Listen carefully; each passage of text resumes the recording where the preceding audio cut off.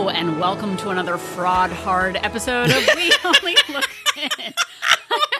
What is that?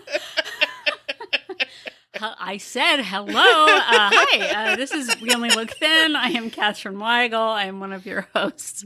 I am a Tiny Habit certified coach, a Thrive Global certified coach. I've lost over 100 pounds and kept it off for over 7 years. And with me today is Donald Weigel, and I am one of the hosts of this show. I've lost about 100 pounds, kept it off for about 7 years, and I can't wait to hear. Okay, so it's called Fraud Hard. So now let's pause the recording, and now you can name the episode. Right before we were going to record, I said, okay, what are we calling this episode? And Catherine says, you'll find out.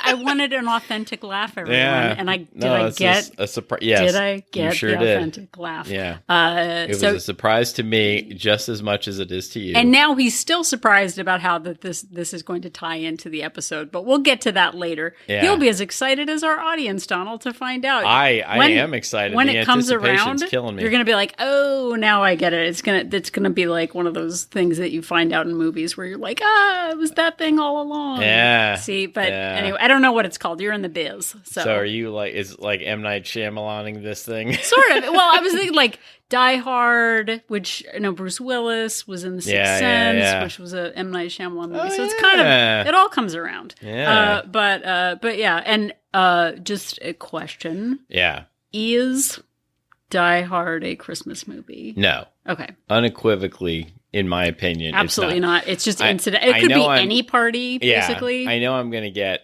some grief because I know lots of people who who 100% are convinced it's a Christmas movie, and the writer of the movie said it's a Christmas movie, but he's incorrect. He doesn't know what he's talking about. He does not know. And wasn't there another question if Jaws was a horror movie or a? That was just me and my friends talking about whether Jaws is a horror movie or not. I think Jaws is actually a horror movie. See, but here, the second part of that though is, everybody kind of agreed that Jaws was a horror movie, but then could not agree that Jurassic Park was a horror movie. And I think if Jaws is a horror movie, then I think Jurassic Park is also a horror movie because it's this like you have people running from creatures basically, and a super large animal. And some of them are small, but anyway, you get the point. So technically, we could say that this is a horror podcast. Yeah, we could. We could also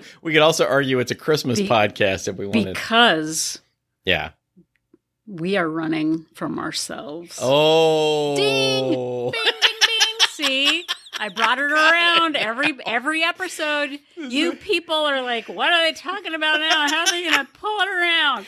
The dinosaurs are actually us. Into the station, everyone. The velociraptor chasing us is actually just us. It's just us. It pulls its mask off like in Scooby-Doo or Mission Impossible, and it turns out it's just us under there. But I really do think that we are our own worst enemies. And so in this episode, and I guess as this ties back, we're going to go back in time. Yeah. We're going to go back to last week, where Donald remembers that we talked about. We talked about the hidden dangers of fraud last week. Basically about how, when you are lying to yourself, when you're, cheating on your health and fitness goals, so to speak, when you're just like, I'm not going to track this, or it's just one thing.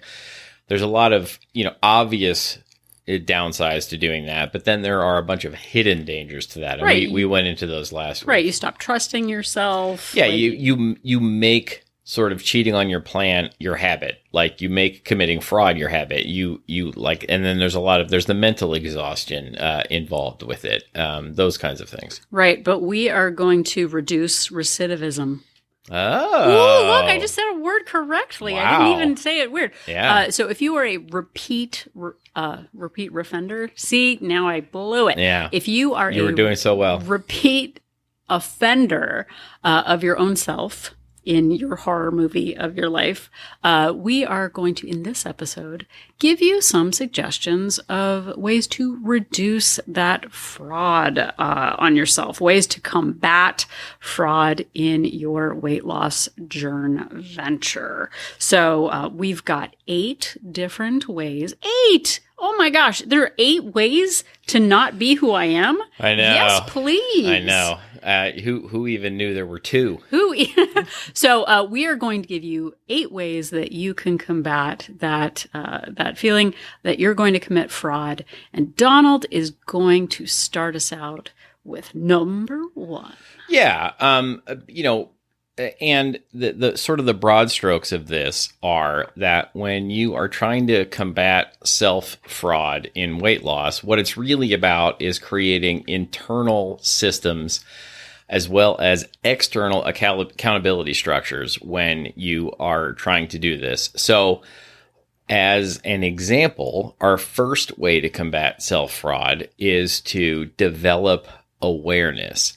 Yeah. It's to come up with, really become aware of when you are lying to yourself and when you have a real, genuine, legitimate reason to skip something like, well, I can't do my workout because I got a flat tire on the freeway and I couldn't make it on time. That's a real legitimate excuse. I couldn't do my workout after work because my boss made me stay late to finish a project. That's an actual, legitimate excuse. But, somebody was mean to me and I feel like I deserve a treat is a loophole. Right. And you're just rationalizing. So one way to combat this is I hate the phrase personally, but journaling, writing stuff down. But seriously, tracking your thoughts and emotions around food, not just the calories. Like, why did I grab those chips at 10 p.m.? Yeah. Why did I have that unplanned candy bar when I, hadn't intended on doing it? Think about and really write down what was happening, what you were feeling, and then see if you can get to the root of why you were doing it. Well, and I think a lot of it too, and this actually is a real thing that happened in life. There was a woman in a support group that I was in who said that she said she didn't know what happened. She blacked out and then suddenly she had eaten 50 candy bars. Right. And I was like, wait, you actually blacked out? Yeah. And she goes, no, I just gave into it. But the language that we use around why we do things, I thought she had a medical emergency and it turns out she just didn't want to be accountable for her actions and so used the term blacked out. Well, and another thing people do is, sorry, dude, to cut you off. Another thing people do is they blame their body, their body's a separate entity from themselves, or they sort of create oh, my food gremlin made me eat this, or something like that, instead of really taking ownership of what they're doing. And so part of this is really trying to take ownership. And then the next part of creating this sort of awareness of your self-fraud is to name your loopholes. And we've done multiple episodes about loopholes. And loopholes are essentially, everybody is familiar with tax loopholes. But what we're talking about is you're creating an excuse, which sounds like a good idea, like the I really deserve this, or the I've had a hard day loophole, or the, well, it's only this one time, or it's only this one small thing that can build up. Those sorts of things, really going through, I'm not going to name all the loopholes we've ever named. Yeah, we've got multiple episodes on the website of this podcast that I'll link to in the show notes. But, creating these excuses to do the thing that you secretly, or maybe not so secretly, actually want to do, that gets you sort of out of doing the health and fitness, goal, or getting yourself out of the habit that you say that you want to actually do. Well, and having an honest conversation with yourself or inner monologue is much better than deluding yourself, because the more you blame circumstances, I'm shocked that I'm hungry, even though every single day I'm hungry when I go, oh, it stops being a surprise after 365 days times 20 years. Like at that point, but calling it what it is, I am under planning. I am setting myself up for failure, going out hungry. That is much more honest than, oh my gosh, like the world is against me. So being a champion of your choices starts with, again, that awareness and calling yourself out. Yeah, and I have found that it becomes much harder to go through with the loophole when I'm really calling myself out on it. When I'm really saying to myself, okay, well, I'm lying to myself right now, and what I really want to do is just eat something delicious instead of sticking to my plan. Then I have to make a conscious decision to actually like go do it. An honest, walk in with my eyes wide open decision instead of fooling myself. Exactly. All right. So number 2 is, and this is one that we talk about quite often, is limit your opportunity and set up honest defaults. So again, limiting the opportunity means changing your environment. One, the 3 pillars or the triangle pencil points or whatever we called them on the last episode is you have to have the opportunity to commit the crime, and reducing the opportunity means changing your environment. How can you set up your home and your work and your routines for success? We've done whole episodes. I think we called like Give Peas a Chance was maybe one of the episodes, or I'm a Carby Girl. Well, yeah, I'm a Carby Girl, I think was the first one where we really laid out the plan with the peas. And then we, I feel like, Only Burgers in the Building, which is about setting up policies, was another, deep dive into that. Right. So plan ahead, pre-portion, only have single serving snacks in the house. That has been a really big change for me, I think, is just not having that opportunity to overindulge helps. What do you have on your counters? What's right at the beginning of your refrigerator? That makes it sound like it's going on in Narnia. What's at the start of the do you remember that time I bought you a new refrigerator, and when you opened it, it really made your face light up? Oh my gosh, everybody. You guys. Come on, that's a really good joke. That's Let a really me out. good joke. Somebody save me from this. I'm laughing on the inside. Okay, so again, pre-portion snacks, or don't keep them at home. One of the options is, planning ahead for snacks, pairing them with certain events. I actually just got my hair cut, but I did not have a bagel. I don't know, there isn't a bagel place near my hairstylist anymore, so I've got to come up with a new one. But again, pair indulgences with certain days of the week. I only get Starbucks on Friday, that kind of thing. And then put your plan in writing. There's less room to negotiate with yourself when you know what you're doing in advance. So for example, tomorrow we are going to brunch with friends. I am going to abstain from alcohol and stick to getting, an egg dish instead of pancakes. Having a plan in advance helps you set yourself up for success. And it even helps even more if other people know what your plan are. If you keep your plan secret, then you're more likely to, again, you're hiding your intentions from others. Yeah. Or, it's essentially the same thing. Something I do a lot is I'll track my calories in the morning. Like I'll put in the foods I'm going to eat. And then it's just sort of like I'm eating from the bank of calories that I've already logged in my app is another way to do it. And so a third way to combat self-fraud is to establish some external accountability, which is to share a goal with a friend, a coach, or an online group such as Walt Place. Yep, we only look Thin Place, our Facebook-based accountability group, and Zoom coaching. We actually did this week based on a suggestion from Walt member Deanna. Hi, Deanna. Hello, Deanna. She suggested using Google Forms to log daily results for a week. And we did a challenge. It was awesome. There was so much extra accountability, and people were really jazzed. I'm going to say it. They were jazzed, and they thought it was a hoot.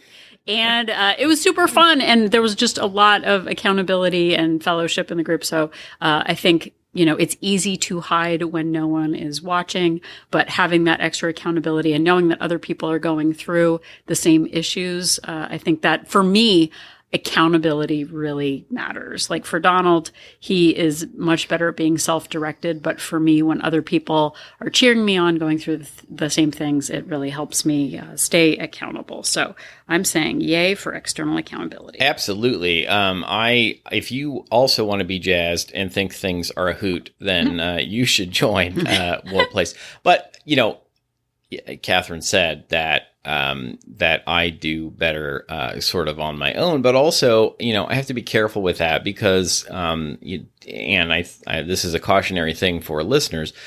I think that also, telling yourself that you're better on your own, telling yourself that you're a rebel and a loner dotty, that you, need to do this by yourself, can lead to you then having more wiggle room to cheat on yourself kind of and to commit the self-fraud because you got nobody else to be accountable to but yourself. So setting up some external accountability and really having to check in with somebody else can really help. Should we do like a lone wolf group, like the wolf pack or something? The wolf pack of one. Just like all of you, all the dude bros are just in their own dens. Yeah. Not being accountable until there's like just a midnight howl. Yeah. Ooh, I don't know what guys do. What do guys do? Yeah. Nobody knows. Let me know. We do midnight howls. Yes, that's exactly what guys do.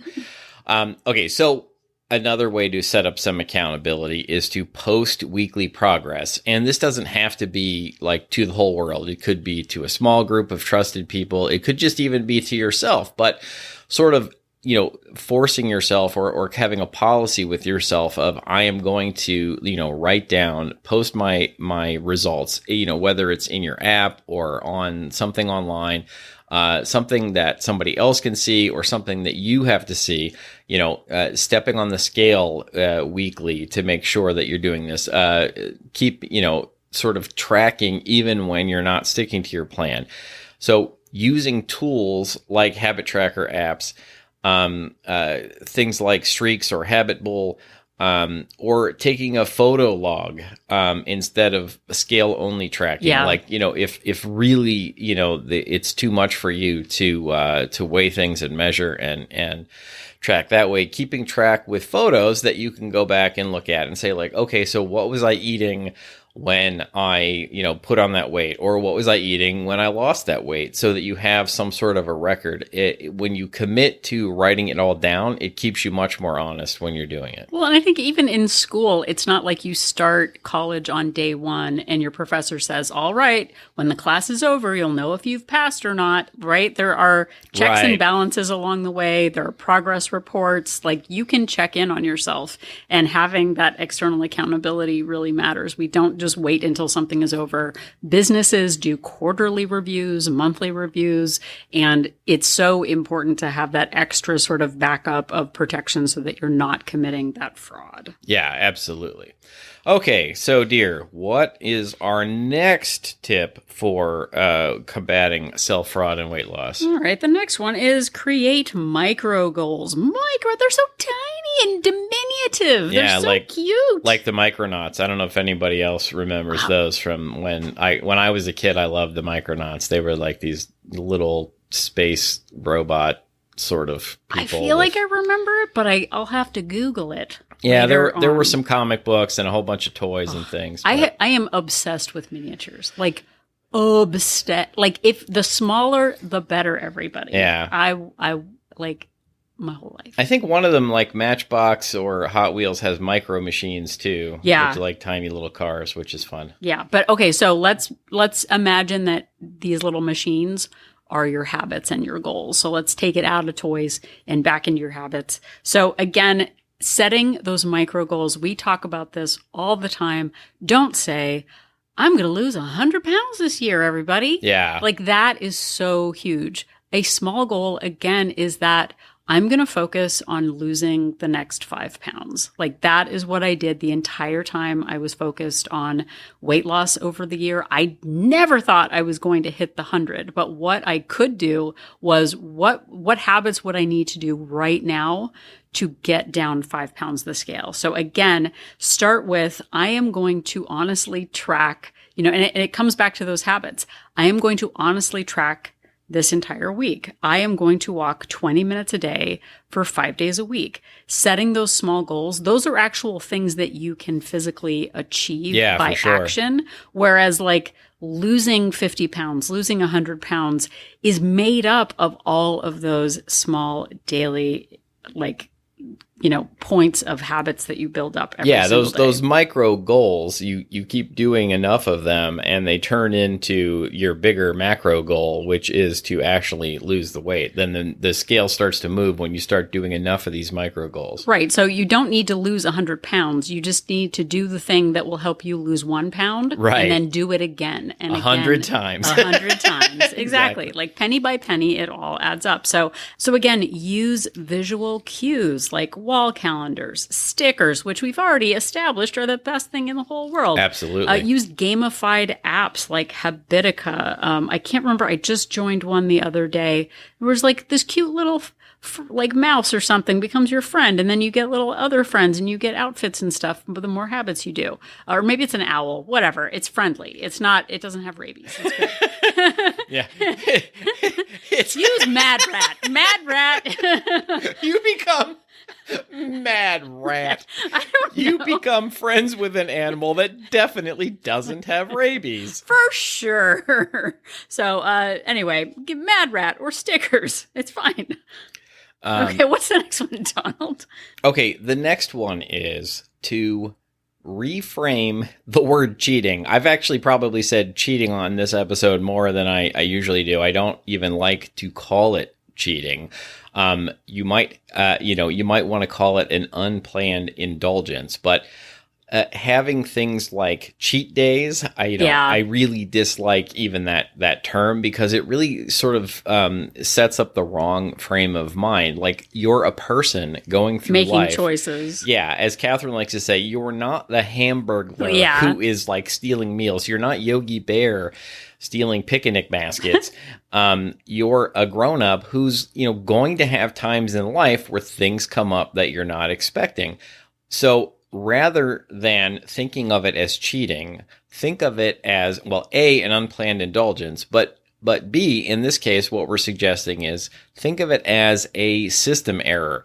Like your system broke down in this particular case. And instead of focusing on guilt and beating yourself up, really get curious. Why did this system break down? Which system broke down? Was I too stressed? Was I unprepared? Was I too tired? And then work on fixing the system or the symptom rather than, it's not willpower. Like willpower is finite. It can only go so far for anybody. Like you might be able to white knuckle your way through a particular period of time, but eventually that willpower is going to break down. So building systems and really troubleshooting them can help you to get over this self-fraud in your weight loss. Right. So one example of a system failure is I got up late in the morning because I stayed up late the night before. I grabbed, a Starbucks and a bagel before work, and I didn't make my lunch, so I got takeout for lunch. And then I was tired when I got home, so I didn't go grocery shopping. Like, that's a system error. That's like, okay, so the system begins with, I'm going to go to bed earlier the night before. So tonight I'm going to go to bed earlier. I'm going to wake up early enough to pack something for lunch. I also know myself well enough to know that sometimes I forget my lunch. So I will keep a lucky frozen meal in the freezer at work. That's very lucky that you're doing that. It's super lucky. I will keep a can of soup at work. I already know the menus of restaurants near my office. And if I forget my lunch, I have a couple of go go-to options that I can choose from so that I can make choices that fit into my plan. Like all of that feels better than just being a victim over and over again. And it does take some planning. I will pre-order my groceries and I will do curbside pickup for my groceries so that I don't have to go in. Like there are all these ways that we can adapt to our situations instead of being victims. So how can we design our systems to set us up for success instead of just feeling like a failure all the time? Yeah. And I think that, not to get off on a tangent, but I think a lot of people, I think this is where they really have trouble because you do have to do some work. There's no effortless, change nothing plan that's going to melt off the pounds, regardless of whatever you've seen online with, various wellness influencers or ads for, fad diets, etc. You do have to put in some work. And one of the pieces of work that you have to do is really plan ahead, know your surroundings. If you get sort of forced into going to lunch, near your office, even though you hadn't planned on it, know what's around. And if you get asked, where do you want to go? Have a place available and plan okay, I know this place has something on their menu that is going to still fit in my plan. And so if I get asked, where do I want to go? I've got a place, because most of the time, if you say something, most people aren't going to go nah. Well, but I think a loophole too is that oh, I'm good with whatever, when you know that your colleague loves getting pizza or Mexican food, and you're oh, well, we went out for pizza. What was I to do? Yeah, that's another form of that loophole of passive aggressive, letting somebody else choose the place idea. Exactly. Okay, so the next one has to do with who we are at our core. Everyone, pull up a chair. Everyone, we're gonna get sensitive. The next one is affirm your identity over the desired outcome. What? That's a lot of words, Catherine. Yeah. So again, James Clear talks about this, about sort of, our goals are our aspirations. The thing that we're shooting for is, the weight loss or the fitness goal. And that's sort of that's the end point. But when we focus on who we are inside, who we identify as, that's where real change comes in. So again, speak in identity-based terms. Yeah, this is important. Right? So I am someone who takes care of their body. I am someone who invests in my fitness goals. I'm a person who focuses on solutions. I'm a person who cares about her mobility. When you come from that point, you're setting yourself up for success instead of I just want to get this over with so I can go back to being a couch potato. Because if you identify as a couch potato, you're going to make it come true, everybody. So what we say matters. So again, I'm someone who takes care of their body, not just I want to lose weight. I'm someone who cares about her flexibility, not just I want to look good in a bathing suit. So again, here we go, Donald. This makes fraud harder. Get fraud hard. Fraud hard. Whoop, whoop, whoop. My mind is blown. So you're not just betraying a goal. You are betraying your values. I actually did a Zoom in Wolt just the other night, Wolt Place, We Only Look Thin Place, where I talked about looking at your value system. What do you value? My independence, my integrity, my, I love caring for others is one of my values, which is why I do this podcast. For sure. Because I care, everybody. That's why. So look at your values, the kind of person you want to be. A runner runs, a writer writes, a person who cares about their body. What would they do?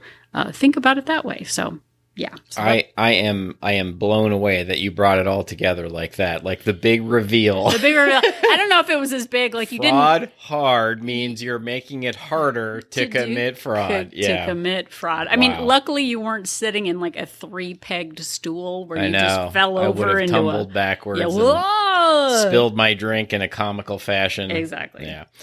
Okay, so the next one, we are up to tip number 7, which is create honesty tools. And what do we mean by that? Well, there are digital honesty tools, things like phone alarms or motivational reminders or putting a lock screen quote on your phone, something like future me is counting on present me, or a picture of something to remind you, the people you're doing it for.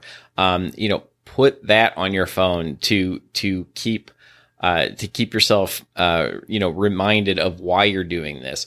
Add, reminders to apps like to log meals, to log your mood, to log your movement, or set up, and, this is taking from BJ Fogg and Tiny Habits, set up some prompts during your day that that you're always going to run into that will prompt you to do these things. Like, I know already that I always make a cup of tea at 10 a.m. at work. Like, so when I go to make my cup of tea, while it's heating, I will log my calories for the day. Yeah. Or while I am, I'm in a building at work and I know I'm going to have to go to the restroom at some point. Well, every time I do, I'm going to walk down 2 or 3 flights of stairs so that I have to walk back up. So that I know, you're building in some kind of a prompt throughout your day, something that you're always going to do. And you link that with, tracking your calories, tracking your mood, tracking your movement, or getting in some kind of a movement, or preparing some sort of, snack that's part of your plan. Build it into your day based on something that's always going to happen. Right. And when that, on the digital side of that, when you stop looking at your phone, when you start ignoring the buzzing on your wristwatch, your smartwatch. Yeah. It's on my wrist. It's still a wristwatch, my wristwatch, right? Yeah. I should call it a wristwatch. Wristwatch. Yeah. That one, I still always mess that one up. Anyway, but when you stop noticing the prompt, it's time to switch up the prompt. When it becomes background noise, we sort of stop paying attention to a Post-it note or a reminder. Switch it up, use something different to help remind you. And another way to do that again is honesty tools includes planning things with other people, signing up for classes, that's a great idea. Going on a morning walk with a neighbor, get a dog so it needs to walk somewhere and do things. So all of those external ways that keep you connected to your goals, they all add up, and it's good stuff. Yeah, and I feel like Catherine and I have some built-in honesty tools with each other too. Like, for some reason, when she's home, which is most of the time, I have no problems going to bed and turning off the light at exactly, the same time every night. I won't say because it's very early and I'm very nerdy and old. But she went out of town not too long ago and I found myself sort of not, pushing it 15, 20, 30 minutes, staying up later. And so, you can build in some accountability with your spouse, your partner at home, by setting, goals like, hey, we are going to go to bed at this time. We're going to get up and do this amount of exercise in the morning, like that kind of thing. Or when I'm out of town, go over to Donald's and he'll hang out with you and go to sleep. If you need someone to go to sleep, Donald will do that. That's right. You can count on him. If you want me to turn off the light, I can do it. Maybe that's I don't know. We've always talked about doing a Patreon or something. Maybe there's some if you give us enough money on the Patreon, I will come over and turn off your light so that you go to sleep at night. Maybe we could automate that so that we don't have to do that. Okay. Anyway, I made it weird. Good job, Catherine. Okay. Way to go. Okay. So the last one, number 8, is build in grace without loopholes. So again, we talked about invoking loopholes, I didn't know I was going to be hungry and I drove past the fast food place and so I got fast food. If you do stumble, if you slip up, if you fall into an old pattern, it's so easy when we're out of our normal routines to slip into habits that don't serve us. So, like I said, when I went away on my fancy all-inclusive vacation and Donald was home by himself, he didn't have that structure in place. So sometimes we fall out of I didn't go on a fancy vacation. Her fancy all-inclusive vacation was going to help my parents out for a week because my father recently had surgery. My love language is acts of service. Yeah, I know. It's pretty amazing. I've got a good one here, everyone. Yeah, I'm pointing at him, pointing back at me. So again, build in some grace. You're not expecting perfection, but have systems in place for when you do slip up. What is the plan after the loophole? So again, if I go off track, at the beginning of the day, I will track the rest of the day. Again, don't use it as an excuse to say, okay, well, starting next month, that now that I've blown it, I'll start next month. Get back on track as soon as possible. So if I'm too tired today to go to my workout, I will be sure to get right back on track tomorrow. Yeah. If I don't track today, I'm going to track tomorrow. If I go and end up having pizza for lunch today, even though it was off plan, I'll be sure tonight to pre-track and pre-plan my meal for tomorrow so that I've got it on hand and I've got a lucky meal in the fridge as well. The quicker we can recover from stumbling, the better.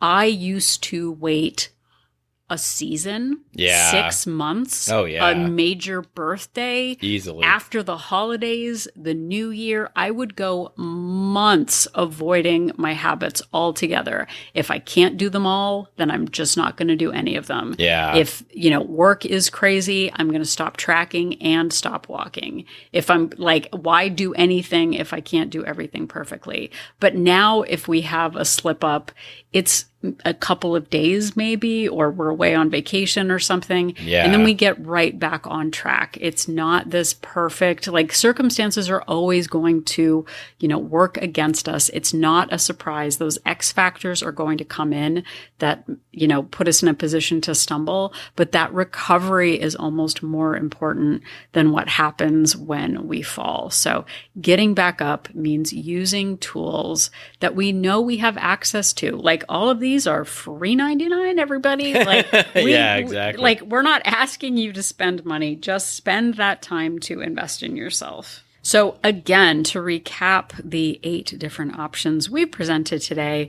So again, call yourself out, bring awareness to the loopholes that you're invoking, limit your opportunity to slip up by setting yourself up for success by designing your environment well, small portions, pairing, planning, all that stuff that we talked about. Create some external accountability by joining a group like Wolt Place or the Wolfpack Man Club of Midnight Howls. Yeah, I don't know. The siren call, color me curious. I apologize. No, everyone. that was masterful. All You've right. done that before. So again, set up some external accountability. Have micro goals, set small achievable goals for yourself that over time yield big results. Again, reframe cheating as a system error, not a personality flaw. Work on your identity. Affirm your identity as a person who cares about their goals, cares about recovery, cares about their mindset. Again, number 7 was create honesty tools, phone alarms, motivational reminders, lock screens, or prompts throughout your day to remind you to get in activity. Every time I use the microwave, I will log my calories. Every time I use the restroom at work, I will take a short break and walk around the building for some extra steps. Again, and then the last one was build in grace into your plan. Yeah. Recognize that none of this is about perfection. It's about recovering quickly and having systems in place to set yourself up for success for that on-ramp back on to your habit goals. And it is what we've been doing this 7 years. Yep. Life gets in the way. Circumstances change. Priorities change. But I think one thing that hasn't changed at our core is, again, that identity as people who are responsible for their choices. We can be disappointed that circumstances work against us, but we get to brush ourselves off and refocus on our goals. And we know, from all of this, we slip into old habits, but recovering quickly really does matter. What out of these do you feel like is the weakest link for you? What can you strengthen? What can you work on in the coming weeks to really foster that self-trust in yourself? Because again, how many Die Hard movies were there? Oh, man. I don't even remember. I want to say 5. So much dying, so much hard. Yeah. But set yourself up, because we're going to come up against these challenges over and over again, whether it is Christmas time, whether there are sharks in the water or not.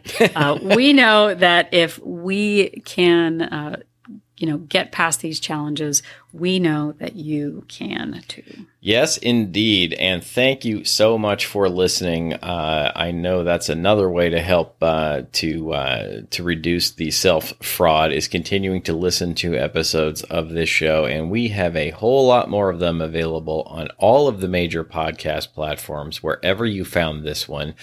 Or you can go to the interweb and you can go back all the way to episode number 1 on YouTube or at our website at any time at weonlylookthin.com. And if you are at our website, you can click on that link for Join Our Support Group to find out more about Wolt Place. We Only Look Thin Place is our Facebook-based accountability group for women. The bros have their own wolf pack that howls at midnight, Exactly. Which burns more calories than actually you would think it would. It's true. But our accountability group is based on Facebook. But if you don't dig Facebook, man, remember we have weekly Zoom meetings where you get coaching and presentations on different weight loss objectives. And I made that sound very businessy. So many weight loss objectives. We do deep dives into concerns from people in the group. I do deep dives into all aspects of our weight loss goals. So we have 2 subscription options. We have a monthly subscription with a 3-day complimentary trial and a 3-month subscription with a 7-day complimentary trial to see if Wolt Place is right for you. Honestly, the value that you get from having coaching and a support group for what we're offering, it's so huge. And so I would love it if you would join and get some support, be supported, and work on your goals. So check us out. Yes, please go check it out. And you can also check us out on social media. We are on Facebook and Instagram at We Only Look Thin. Or if you prefer to reach out on a sort of solo level, you can email us. You can send us episode suggestions. You can ask us questions if there's something that you want to know, if we've done an episode on it, if you have other questions, if you have suggestions for new episodes. We've turned lots of listener emails into episodes of the show. You can do all of those things by emailing us to weonlylookthin@gmail.com. Yep. And if you have a couple of extra minutes, head on over to Apple Podcast and leave us a rating and a review. I think we're up over 715 star reviews. Yeah, that's right. Which is huge. It just means so much to us. Not many podcasts last as long as ours has. It's true. We put in a lot of effort every single week, for 7 years. So if you coming up on 7.5. If you haven't left a review or a rating or a star, please do. It means the world to us, and it also helps get the word out. So make it happen. Yes, please. And another thing you can do is to just tell somebody about the show. Word of mouth really helps us out. It is a way that people who know you know that you're getting something out of this show.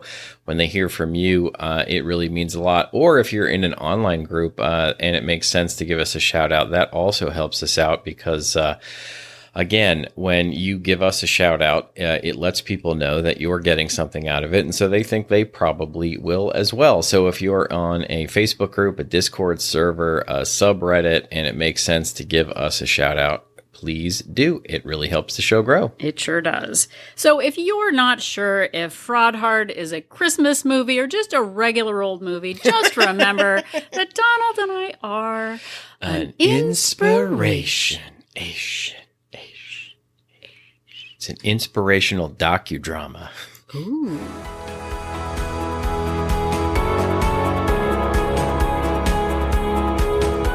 The information that you hear on this podcast is for informational purposes only.